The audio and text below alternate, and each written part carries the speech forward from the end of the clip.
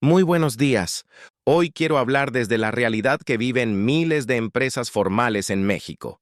Las micro, pequeñas y medianas empresas, las industrias proveedoras, las maquiladoras, los transportistas, los constructores, los comercios, y todos aquellos que todos los días generan empleo, pagan impuestos, cumplen con obligaciones laborales y sostienen la economía desde la operación real. Este mensaje no busca confrontar al gobierno, busca hacer un llamado responsable. La política pública sí tiene consecuencias económicas.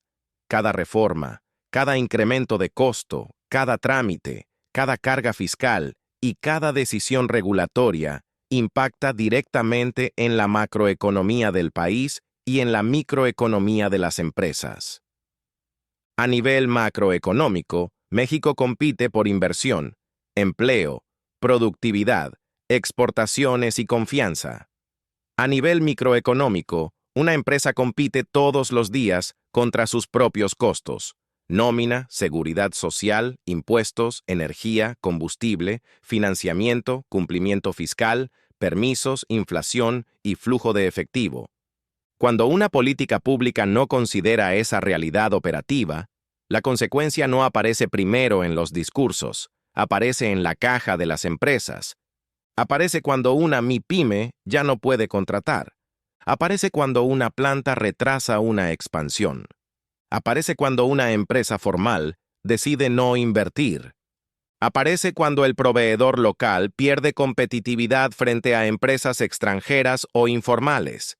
Y aparece cuando el empleo deja de crecer con la fuerza que México necesita. En Baja California ya vemos señales que deben atenderse con seriedad.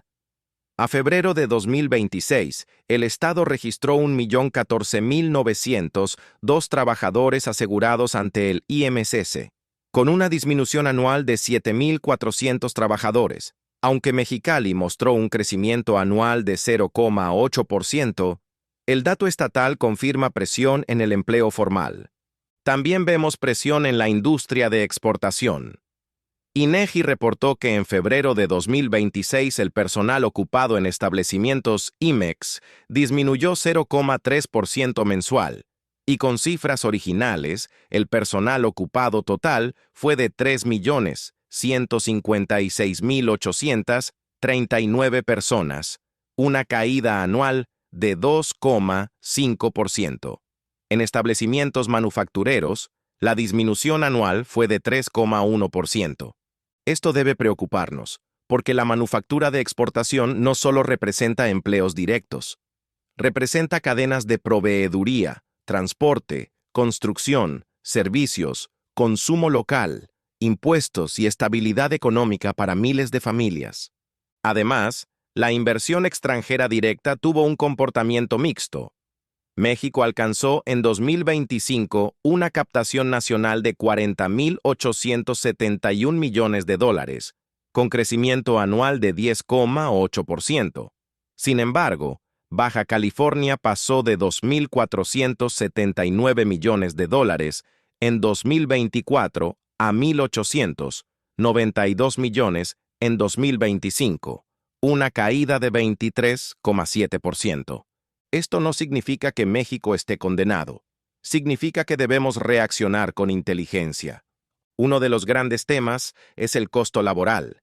El salario mínimo en la zona libre de la frontera norte quedó en 440 pesos con 87 centavos diarios para 2026, con un incremento de 5%.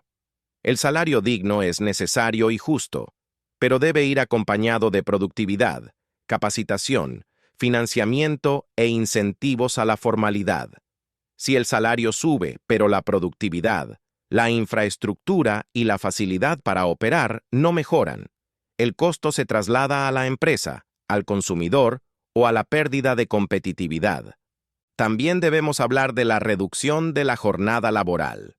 La reforma constitucional hacia las 40 horas semanales ya está publicada, pero su implementación será gradual. 2026 funciona como año de preparación, y la transición está prevista para llegar a 40 horas hacia 2030. Esta gradualidad es positiva, pero solo funcionará si va acompañada de reglas claras, apoyo técnico y mecanismos que permitan a las empresas reorganizar turnos sin destruir empleo. El problema no es mejorar los derechos laborales. El problema es hacerlo sin una política económica integral, porque si queremos mejores salarios necesitamos empresas más productivas. Si queremos jornadas más humanas, necesitamos procesos más eficientes. Si queremos mayor recaudación, necesitamos más empresas formales, no menos. Si queremos atraer inversión, necesitamos certeza jurídica, seguridad, infraestructura y reglas estables. Hoy, muchas empresas no están pidiendo privilegios, están pidiendo condiciones para competir. México necesita una política pública que entienda que la empresa formal no es enemiga del trabajador. Es el espacio donde se genera el salario del trabajador. La empresa formal no es enemiga del gobierno. Es una fuente de recaudación, empleo y desarrollo. La empresa formal no debe verse solo como sujeto de fiscalización, sino como aliada estratégica de la nación. Por eso, el llamado al sector gubernamental es claro. Primero, necesitamos simplificación fiscal y administrativa. Cumplir debe ser más fácil que evadir. Las empresas pequeñas no pueden destinar una parte desproporcionada de su tiempo y dinero a trámites, multas, aclaraciones y procesos administrativos que no generan productividad. Segundo, necesitamos evaluación de impacto económico antes de aprobar reformas. Cada cambio laboral, fiscal o regulatorio debe medir su efecto en nómina, flujo de efectivo, empleo, inversión y precios al consumidor. Una buena intención pública puede convertirse en un problema económico si no se implementa con datos. Tercero, necesitamos incentivos a la formalidad. No se puede cargar todo el peso sobre los mismos contribuyentes cautivos. La formalidad debe premiarse con acceso a crédito, compras gubernamentales, capacitación, deducciones productivas y trámites preferentes. Cuarto, necesitamos financiamiento real para MIPYMES. Las pequeñas empresas no pueden enfrentar aumentos de costos laborales, fiscales y operativos sin capital de trabajo. Si queremos que sobrevivan, crezcan y contraten, deben tener acceso a crédito competitivo y programas de liquidez. Quinto, necesitamos infraestructura, energía, agua, seguridad y logística. La competitividad no depende solo del salario.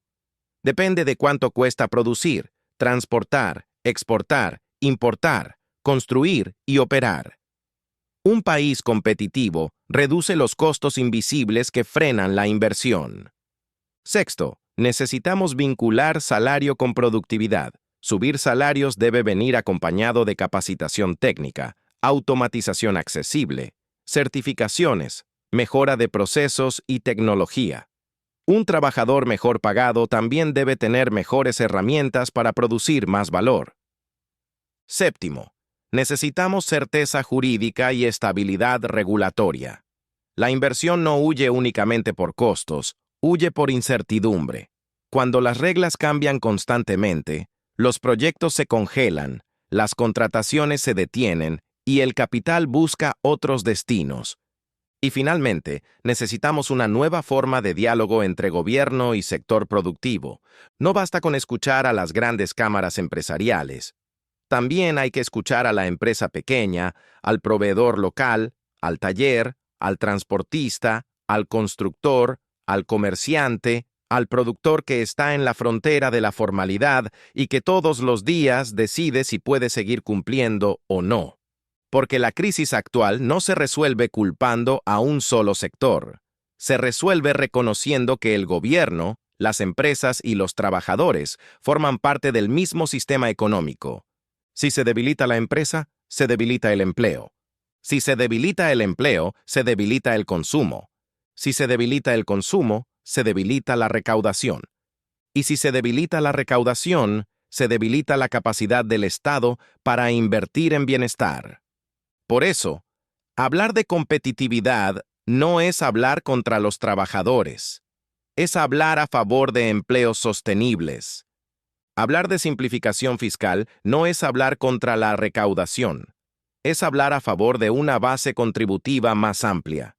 Hablar de productividad no es hablar contra los derechos laborales, es hablar de cómo hacer viables esos derechos en el tiempo.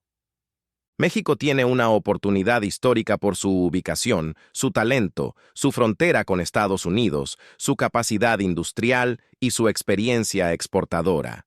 Pero esa oportunidad no se va a materializar sola. Se necesita una política económica que no castigue al que produce, que no ahogue al que cumple y que no expulse a la formalidad hacia la informalidad. El país necesita una nueva visión. Menos carga improductiva y más productividad, menos incertidumbre y más inversión, menos burocracia y más competitividad, menos confrontación y más coordinación. El gobierno puede ser el gran impulsor de la economía si entiende que cada regulación debe facilitar producir, contratar, invertir y crecer. La empresa puede ser el gran motor de bienestar si cuenta con condiciones para competir. Y el trabajador puede tener mejores ingresos si existe una economía formal fuerte, productiva y en crecimiento. Hoy el llamado es a corregir el rumbo con responsabilidad, no para detener los avances laborales, sino para hacerlos sostenibles, no para reducir derechos, sino para construir empresas capaces de sostenerlos, no para proteger privilegios, sino para defender la economía formal que mantiene vivo al país. Porque una nación no se vuelve más fuerte cerrando empresas. Una nación no se vuelve más justa debilitando a quienes generan empleo. Una nación no se vuelve más competitiva aumentando costos sin aumentar productividad. México necesita crecer, pero crecer con orden. Necesita recaudar, pero sin asfixiar. Necesita proteger al trabajador, pero también proteger la fuente de trabajo. Necesita atraer inversión, pero también cuidar al empresario nacional. Necesita política social, pero también política productiva. Ese es el equilibrio que debemos construir. Porque sin empresas fuertes no hay empleo fuerte. Sin empleo fuerte no hay familias fuertes. Y sin familias fuertes no hay nación fuerte. Muchas gracias. México no necesita menos derechos laborales. Necesita empresas más productivas para sostenerlos. La competitividad no se construye castigando al que cumple, sino fortaleciendo a quien produce, invierte y genera empleo formal.